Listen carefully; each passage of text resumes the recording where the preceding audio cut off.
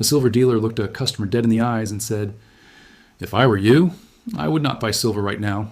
And the customer was confused because this was the guy who was supposed to be selling it. If you are interested in money, finance, or changing your financial future, like this video and subscribe right now, because what you are about to learn can change the way you see money forever. Now think about that for a second. A dealer, someone whose entire income depends on people buying silver, someone who profits every single time a coin or bar walks out the door. That person told a customer not to buy. And when the customer asked why, the answer was so brutally honest, so uncomfortable, that the customer sat down and did not speak for almost a full minute. I'm going to tell you exactly what that dealer said, but first, you need to understand something deeper about why so many regular people are quietly losing money on silver right now without even realizing it. Because here's the thing, silver is one of the most emotionally loaded assets on the planet. It is shiny, it is real.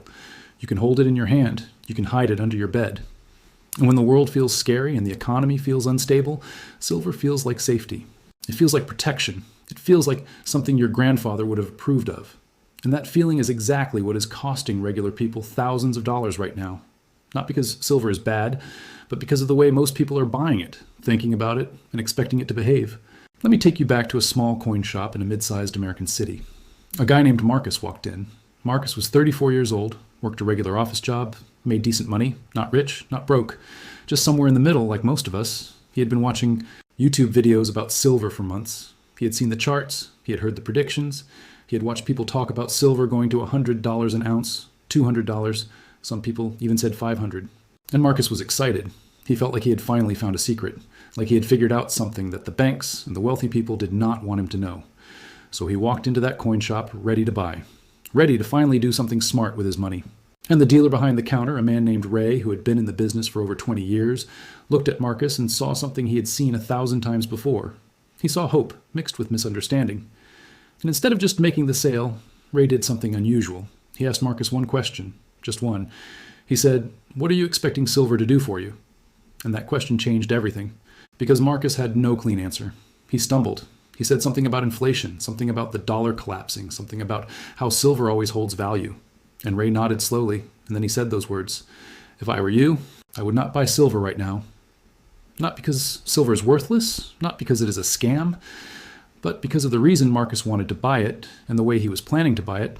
Silver was almost guaranteed to disappoint him, and disappointment with money never stays quiet. It spreads into stress, into regret, into bad decisions down the road. Now, I want to be honest with you about something before we go further. This video is not a silver hit piece. It is not trying to tell you silver is garbage or that you should never touch it. What this video is going to do is show you the exact traps that dealers, even honest ones, often do not fully explain, the things that turn what sounds like a smart investment into a slow, quiet financial drain. And by the end of this, you will understand not just silver, but how to think about any physical asset in a completely different way. But here is the uncomfortable truth. Most people who are buying silver right now have never once thought about the question Ray asked Marcus. They know they want silver. They do not know what they actually need silver to do. So let me walk you through the first thing Ray told Marcus. And this one hits hard because it is something that almost nobody in the silver community ever talks about openly. When you buy silver from a dealer, any dealer, you're already starting at a loss, not a small loss. Sometimes a 10, 15, even 20% loss on day one. And this is called the premium. The premium is the extra amount you pay above the actual spot price of silver. The spot price is what silver is worth right now on the open market. But when you walk into a coin shop and buy a 1 ounce silver coin, you are not paying the spot price. You are paying the spot price plus the dealer's markup, plus manufacturing costs, plus sometimes collector value, plus sometimes shipping and insurance if you order online. And all of that gets stacked on top. So imagine silver is sitting at $30 an ounce right now. You might actually pay $35, $37, sometimes even $40 for that same ounce when you buy it from a dealer in coin form. That means silver does not just have to stay the same to keep your money safe.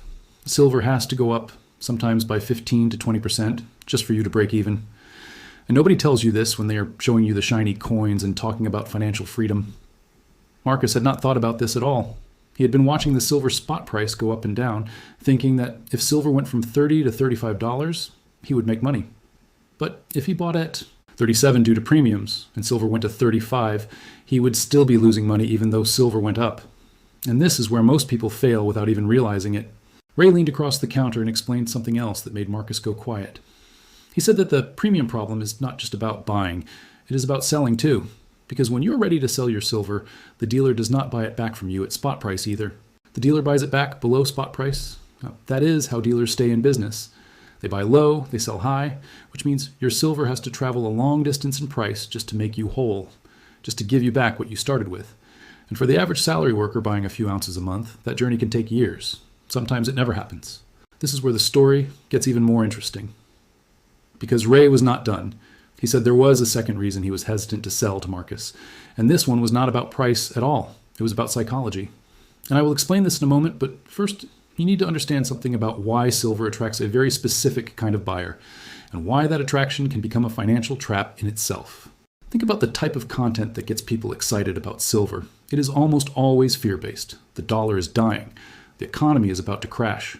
The banks are going to collapse. The government is going to take everything. Buy silver before it is too late. And none of this is made up entirely. There are real concerns in the economy, real inflation, real debt problems, real currency issues. But the way this information gets packaged and delivered to regular people like Marcus creates a kind of emotional panic that leads to very poor financial decision making. And when you're buying silver out of fear, you are not investing. You are reacting. And reacting with money is almost always expensive. Ray told Marcus about a customer he had seen 3 years earlier. A middle-class woman, 2 kids, worked as a school administrator. She had watched the same kind of content.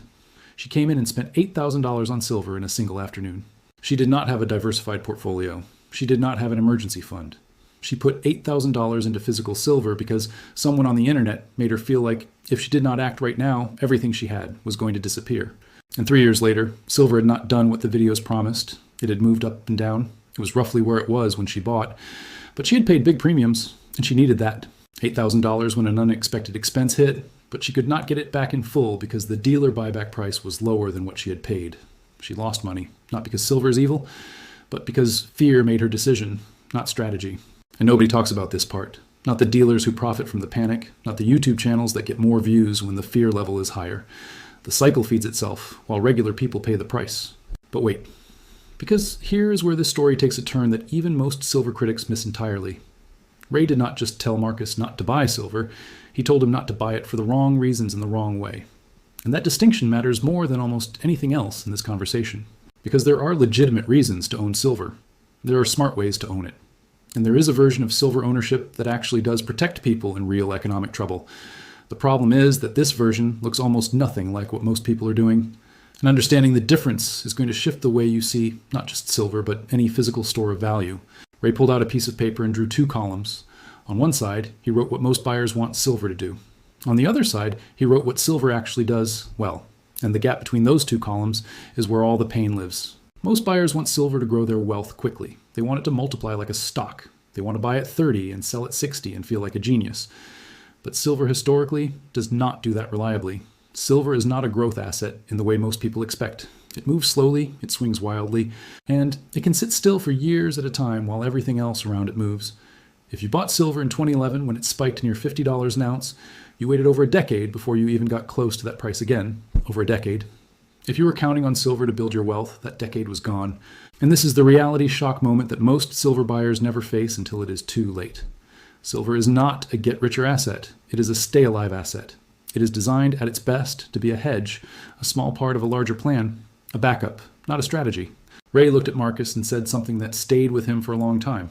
He said, "The people who do well with silver are not the people who are most excited about it. They are the people who are most boring about it. The boring people.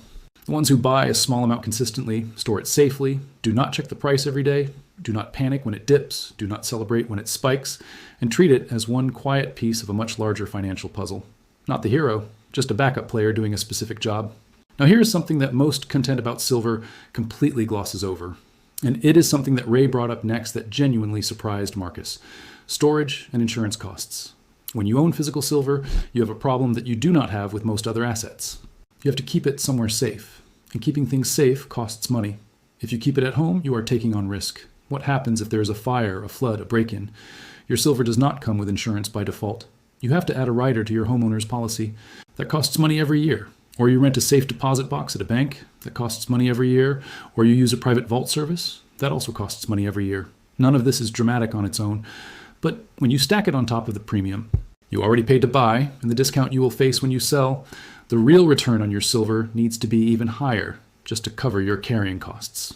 And most people never do this math before they buy. Marcus sat back and started doing the numbers in his head, and something quietly broke inside his original plan. But here's the thing, and this is the part I really want you to hear.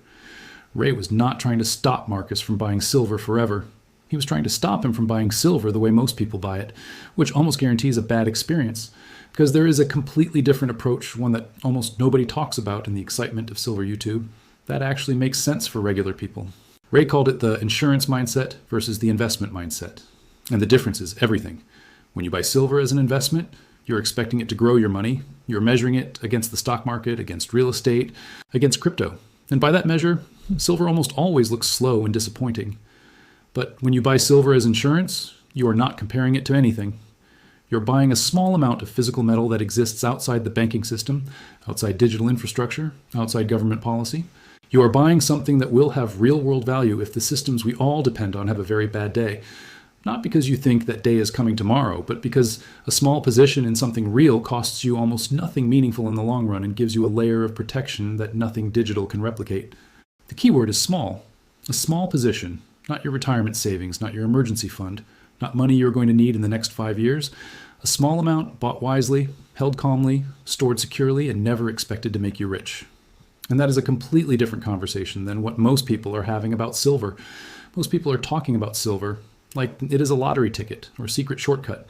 And that framing is what sends them into the dealer's shop with big eyes and unrealistic expectations and money they probably should not be spending. So let me bring this all together in a way that is going to make the next thing Ray said even more powerful. Because after all of this, Marcus finally asked the question that had been building up the whole time. He said, "Okay, so should I buy anything? Is there anything worth buying right now?" And Ray smiled. And what he said next was not what Marcus expected at all. Ray said, "The best financial decision you can make before you buy any physical asset is to fix the invisible leaks in your current financial life." And Marcus did not understand at first. So Ray explained. He said that most people who walk into his shop are not financially free. They have debt. They have no emergency fund. They have no real savings plan. They are living paycheck to paycheck or close to it. And they are spending money on silver, hoping it will somehow fix all of that. But silver cannot fix the leaks in your financial boat. It is not a pump. It is just metal sitting in a drawer while the water rises. He said the most powerful thing a regular person can do before buying any alternative asset is to get a clear picture of their actual financial position. How much do you make? How much do you owe? What are your monthly expenses compared to your income? What happens to your family if you lose your income for 3 months? These are the questions that matter before you ever buy a single ounce of anything. Not because buying silver is wrong, but because silver sitting in a safe does nothing for you if you are drowning in credit card debt at 20% interest. The interest on that debt is eating you alive while your silver sits still. This is the thing the silver community does not want to talk about. Because if everyone fixed their financial basics first, the pool of panicked buyers would shrink, and the people left buying silver would be the calm, boring, insurance-minded buyers who do not make dramatic YouTube videos about going all in. Marcus left that shop without buying anything that day. But he came back 6 weeks later with a plan. He had paid off his highest interest credit card. He had built a 1-month emergency fund. He had sat down and actually mapped out his financial life for the first time. And then he bought 2 ounces of silver, not because he expected to get rich, but because it felt like the right small step in a real plan. And Ray looked at him and said, "Now you're buying for the right reason. And here is why that moment matters so much to this story. Because the difference between Marcus on day 1 and Marcus 6 weeks later was not about silver at all. It was about clarity. It was about knowing what he actually needed and what role each piece of his financial life was supposed to play. And when you have that clarity, when you understand what every dollar is doing and why, even a simple purchase of 2 ounces of silver becomes a completely different act. It is no longer fear. It is no longer hope dressed up as strategy. It is an intentional, eyes-open decision made from a position of knowledge. And that kind of decision is what separates people who build real financial stability from people who chase the next shiny thing, whether that shiny thing is silver or crypto or a hot stock tip from a coworker. Now, I want to talk about one more thing before we reach the end of this story, because there is something Ray mentioned almost as an aside that actually deserves its own conversation. He said that some of the most dangerous silver advice in the world right now is not coming from bad people. It is coming from well-meaning people who genuinely believe what they are saying, but have a financial incentive tied to their belief. A dealer who only sells silver genuinely believes silver is great, not because they are lying, but because their entire world is built around silver. When your business depends on selling something, your perception of that thing becomes shaped by that dependence, whether you notice it or not. This is not a conspiracy, it is just human psychology. The same is true for YouTube channels that monetize silver content, affiliate links that pay commissions on purchases, and online communities where social status is tied to how much you own. All of these forces push in one direction, which is toward buying more, buying sooner, and feeling like anyone who is not buying is missing something important. And that pressure is real, and it affects real people's real money. The antidote is not to distrust everyone. The antidote is to always ask 2 questions before any financial decision. What does this person gain if I say yes? And what does the worst realistic outcome look like if this goes wrong? If you can answer both of those questions honestly, your financial decisions will be 10 times better immediately. Ray knew what he stood to gain from Marcus. A sale. Maybe a $100 profit on a few ounces. And instead of taking it, he chose to have a real conversation. Not every dealer would do that. Not every advisor, not every content creator, not every person selling anything would do that. But when you find someone who will tell you the uncomfortable truth, even when it costs them something, that person is worth listening to. Here is where everything changes. Because the lesson from Marcus and Ray is not just about silver, it is about every financial decision you will ever make. The question is never just, should I buy this thing? The question is always, what job am I hiring this thing to do? Am I hiring the right tool for that job? And have I done the foundational work that makes this tool actually useful in my life? Silver hired as insurance, bought with surplus money, stored wisely, and held calmly is a reasonable tool for a specific job. Silver hired as a get-rich shortcut, bought with money you cannot afford to lock up, loaded with expectations it was never designed to meet, is a recipe for disappointment that will quietly damage your financial confidence for years. And your financial confidence matters more than almost anything else. Because the person who makes one bad decision and feels burned by it often overcorrects. They stop trying. They go back to the safety of a savings account earning almost nothing. They never invest again. They tell their friends that everything is a scam. And 10 years later, they are still in the same financial place, bitter and stuck, because one early mistake with unrealistic expectations scared them away from the entire landscape of financial growth. That person deserved better information at the beginning, and that is what this video is trying to be. So what do you actually do with all of this? If you are someone who has been thinking about silver, here is the honest path forward. Get clear on your financial foundation first. Not forever, not as a years-long delay, but at a minimum, know your numbers. Know what you earn, what you owe, what you save, and what you would do if an emergency hit tomorrow. If that picture is solid, even imperfectly solid, then think about silver as a small piece, not the whole pie. Buy from reputable dealers, compare premiums, understand the buyback policy before you buy, store it properly, insure it if needed, and then leave it alone. Do not stare at the price every day. Do not sell in a panic when it dips. Do not buy more in a frenzy when it spikes. Treat it like a smoke alarm in your house. You hope you never need it, but you are glad it is there.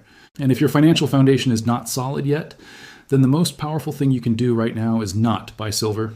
It is spend the next 30 to 60 days understanding your own money. Make a real budget. Start a real emergency fund. Attack why our highest interest debt. These are boring, unsexy steps. They will not get 1 million YouTube views. Nobody's going to make you feel like a genius for doing them. But they are the foundation that makes every other financial decision you ever make more powerful.